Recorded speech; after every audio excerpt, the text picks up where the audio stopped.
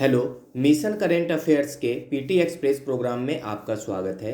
आइए चलते हैं आज के पहले प्रश्न की ओर। फीफा ने वर्ष 2022 में भारत में होने वाले अंडर 17 महिला विश्व कप के आधिकारिक शुभंकर का अनावरण किया।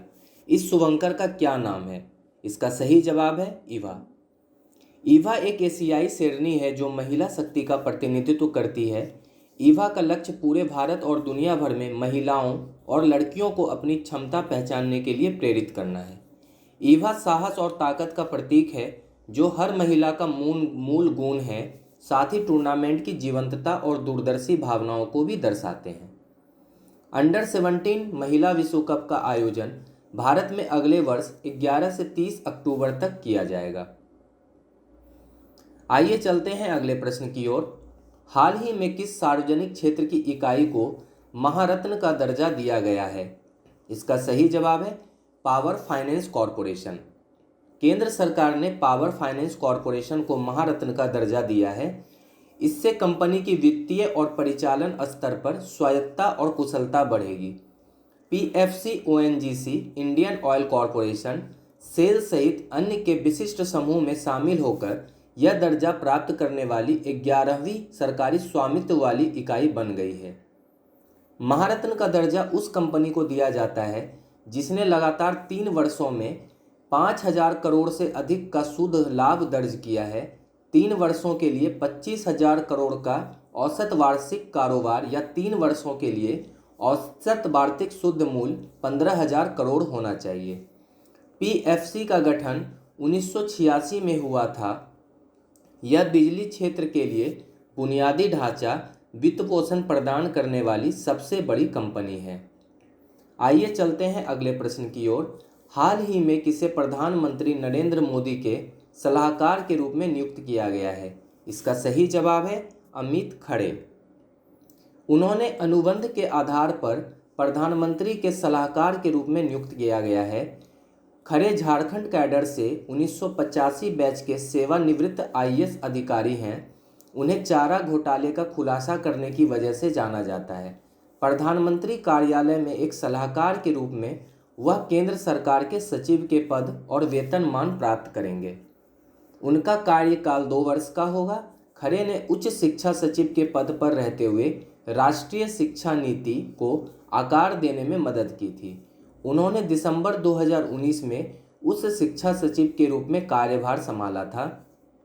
मई 2018 से दिसंबर 2019 के बीच उन्होंने सूचना और प्रसारण मंत्रालय के सचिव के रूप में कार्य किया था।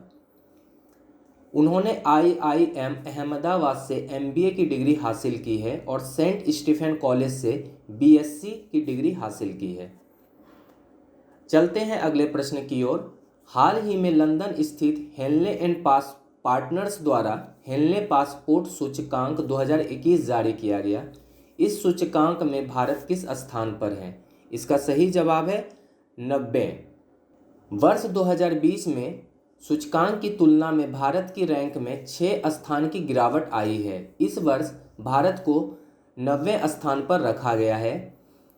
भारत इस रैंक को ताजिकिस्तान और बुर्किना फासो के साथ साझा करता है। वर्ष 2021 में जापान और सिंगापुर ने सूची में शीर्ष स्थान हासिल किया था क्योंकि उनके पासपोर्ट धारकों को 192 देशों में वीज़ा मुक्त यात्रा करने की अनुमति है। जापान लगातार तीसरे वर्ष इस सूचकांक में शीर्ष स्थान हासिल किया है, जबकि दूसरे स्थान पर दक्षिण कोरिया और जर्मनी है। इस सूचकांक में अफगानिस्तान, सीरिया, इराक, अमन और पाकिस्तान सबसे कम शक्तिशाली देशों में है। आइए चलते हैं अगले प्रश्न की ओर।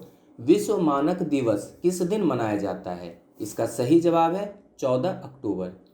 इस दिवस का मुख्य उद्देश्य उपभोक्ताओं, नियामकों और उद्योगों के बीच वैश्विक अर्थव्यवस्था में मानकीकरण के महत्व के बारे में जागरूकता बढ़ाना है। विश्व मानक दिवस 2021 की थीम है सतत विकास लक्ष्यों के लिए मानक, एक बेहतर दुनिया के लिए साझा दृष्टिकोण। 1956 में लंदन में 25 देशों के प्रतिनिधियों की पहली सभा को चिन्हित करने के लिए इस तारीख को चुना गया था, जिन्होंने मानकीकरण की सुविधा के लिए एक अंतर्राष्ट्रीय संगठन बनाने का फैसला किया था। मानकीकरण के लिए अंतर्राष्ट्रीय संगठन की स्थापना वर्ष 1947 में की गई थी। हालांकि विश्व मानक दिवस पहली बार वर्ष 1970 में मनाया गया था। आइए चलते हैं अगले प्रश्न की ओर। भारतीय वेयरबल ब्रांड फायरफोल्ट के ने किसे अपना नया ब्रांड एम्बेसडर नामित किया है? इसका सही जवाब है विराट कोहली। कोहली घरेलू ब्रांड के विभिन्न मार्केटिंग, विज्ञापन और विज्ञापन अभियानों में भाग लेंगे। फायर बोल्ट ने कुछ महीने पहले अभिनेता विक्की कौशल को अपना पहला ब्रांड एम्बेसडर बनाया था। फायर बोल्ट एक वेयरेबल गेमिंग और एक ऑडियो ब्रांड है जो प्रीमियर गुणवत्ता वाले ऑडियो, फिटनेस और फैशन उत्पादों की एक गुलदस्ता पेश करता है। आइए चलते हैं अगले प्रश्न की ओर। किस बैंक ने देश भर में माइक्रो एटीएम शुरू करने की घोषणा की है? इसका सही जवाब है Kotak Mahindra bank limited.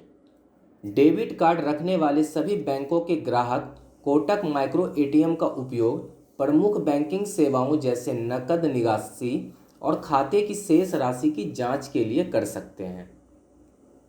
Micro ATM अपेक्षाकृत दूरस्थ स्थानों में रहने वाले लोगों को सुविधाजनक तरीके से नकद निकासी जैसी आवश्यक बैंकिंग सेवाएं प्रदान करेगा।